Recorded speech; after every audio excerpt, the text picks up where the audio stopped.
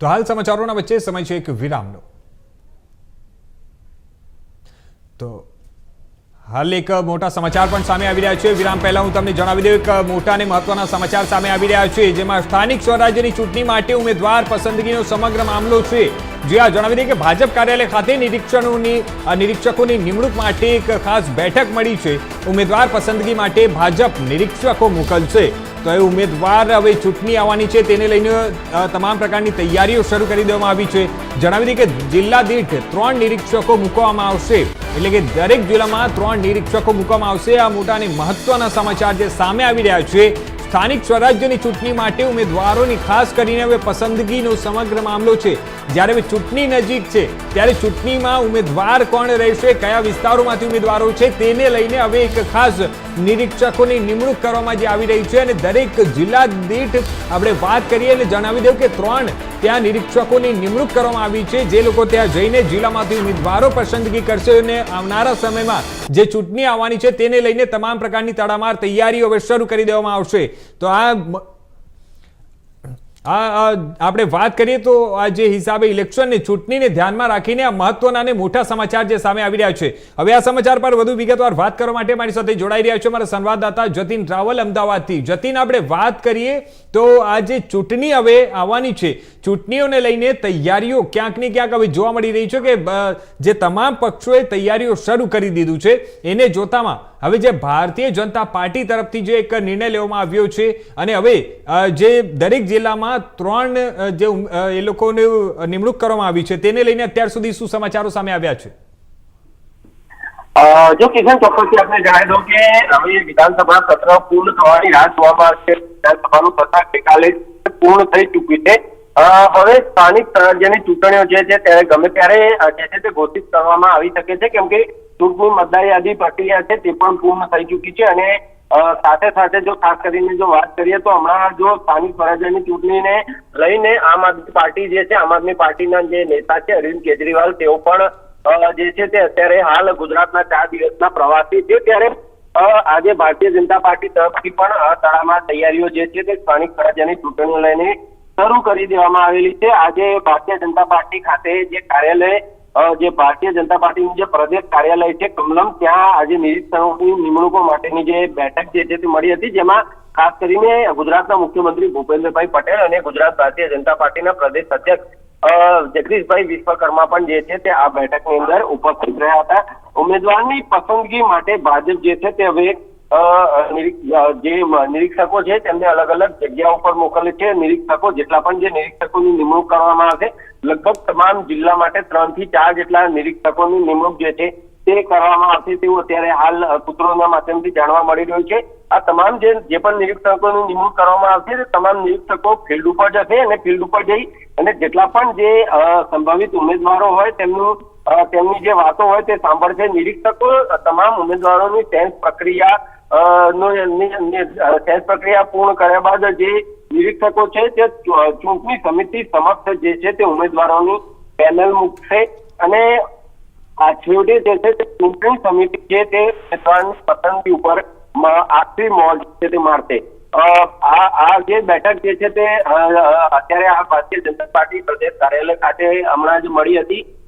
તેમાં આ મહત્વપૂર્ણ બેઠક એટલા માટે માનવામાં આવી છે કેમ કે હવે ગમે ત્યારે જે સ્થાનિક સ્વરાજ્યની ચૂંટણીઓ છે તે ગમે ત્યારે હવે ઘોષિત કરી દેવામાં આવી શકે તેમ છે।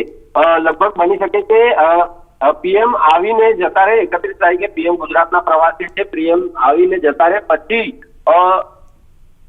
લગભગ બની શકે કે આ ચૂંટણીઓ જે છે તે ઘોષિત કરી દેવામાં આવી શકે છે। એટલે કે બની શકે કે 1 થી 10 તારીખની અંદર ગમે ત્યારે, એપ્રિલની 1 થી 10 તારીખની અંદર ગમે ત્યારે આ જે સ્થાનિક સ્વરાજ્યની ચૂંટણીઓ છે તે ઘોષિત કરી દેવામાં આવી શકે। બની શકે કે કદાચ 6 તારીખે ભારતીય જનતા પાર્ટીનો સ્થાપના દિવસ છે, કદાચ એના બાદ પણ જે છે તે ઘોષિત કરે અને એના પહેલા પણ ઘોષિત કરી શકે। એવું કઈ નથી કે એના પહેલા ઘોષિત ન કરી શકે, કેમ કે એ પાર્ટીનો દિવસ છે અને એને આચારસંહિતા ક્યાંય લાગુ પડતી નથી। એટલે કે બની શકે કે એના 1 થી 10 તારીખની અંદર ગમે ત્યારે આ સ્થાનિક સ્વરાજ્યની ચૂંટણીઓ ઘોષિત કરી શકે, પરંતુ 3 પાર્ટીઓ દ્વારા જોરશોરથી અત્યારે તડામાર તૈયારીઓ ચાલી રહી છે।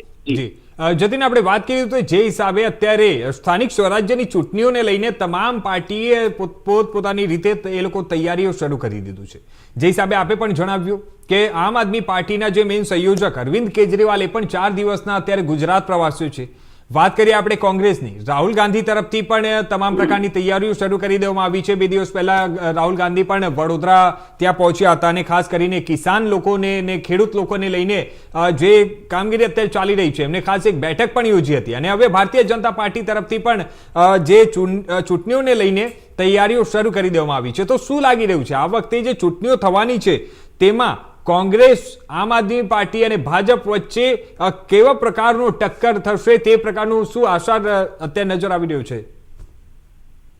જો ચોક્કસથી કિશન, સ્થાનિક સ્વરાજ્યની ચૂંટણીઓ છે તેમાં ખાસ કરીને ભારતીય જનતા પાર્ટી, કોંગ્રેસ અને આમ આદમી પાર્ટી આ ત્રણેય વચ્ચે જે કાંટાની ટક્કર જે છે તે થવાની છે. આમ આદમી પાર્ટી પણ ગઈ વખતે પણ કેટલીક સીટો જે છે તે આમ આદમી પાર્ટી સ્થાનિક સ્વરાજ્યની અંદર મારી ગઈ હતી. આ વખતે પણ અરવિંદ કેજરીવાલ અત્યારે હાલ ગુજરાતના પ્રવાસી છે, 4 દિવસના પ્રવાસી, એટલે અલગ અલગ જગ્યા ઉપર એ અને જે પંજાબના મુખ્યમંત્રી ભગવંત માન છે તેઓ પણ તેમની સાથે છે, પરંતુ તેઓ અલગ અલગ જગ્યા ઉપર સભા કરી રહ્યા છે, કેમ કે દરેક વિસ્તારને ક્યાંક ને ક્યાંક આવરી લેવામાં આવે એના માટે થઈ અને બંને અલગ અલગ જગ્યા ઉપર સભાઓ કરી રહ્યા છે.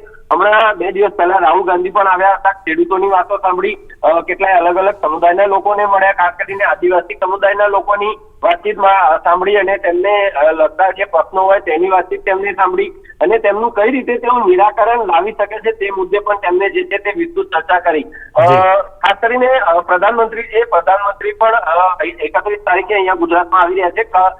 ગાંધીનગરમાં એક કાર્યક્રમ છે અને વાવ થરાદની અંદર એક જાહેર સભા જે છે તે જન સંબોધન કરવા છે, ત્યારે પણ બની શકે કે ઘણી બધી વાતો જે છે તે તેમના દ્વારા કરવામાં આવે. આજે ભારતીય જનતા પાર્ટી દ્વારા જે છે તે અહીંયા એક જે પ્રદેશ કાર્યાલય છે ત્યાં જે બેઠક મળી, બેઠકના પહેલા એક પ્રેસ જે છે તે તેમના દ્વારા આયોજન કરવામાં આવી હતી, જેમાં ભારતીય જનતા પાર્ટીના પ્રદેશ અધ્યક્ષે પ્રધાનમંત્રીએ 8,931 દિવસનો જે તેમના સેવા કાર્ડનો જે રેકોર્ડ જે છે સ્થાપિત કર્યો છે તેના વિશે તેમને વિસ્તૃત ચર્ચાઓ કરી કે કઈ રીતે પ્રધાનમંત્રી આવ્યા ત્યારબાદ જે તેઓ જયારે શરૂઆત કરી ત્યારે તેમની સાથે કેવા ભૂકંપ અને રમખાણો જેવા કેટલાક મહત્વપૂર્ણ પરિબળોનો તેમને સામનો કરવો પડ્યો હતો, પરંતુ તમામમાંથી ક્યાંક તેમને જે છે તે ગુજરાતને આગળ લઈ જવાનો પ્રયાસ કર્યો અને જ્યાંથી તેઓ ભારતના પ્રધાનમંત્રી બન્યા છે, ભારતને કઈ રીતે વિકાસ કરવો તેની દિશામાં તેઓ જે છે તે 2047નો ધ્યેય લઈ અને આગળ જે ચાલી રહ્યા છે. એટલે કે પ્રધાનમંત્રી પણ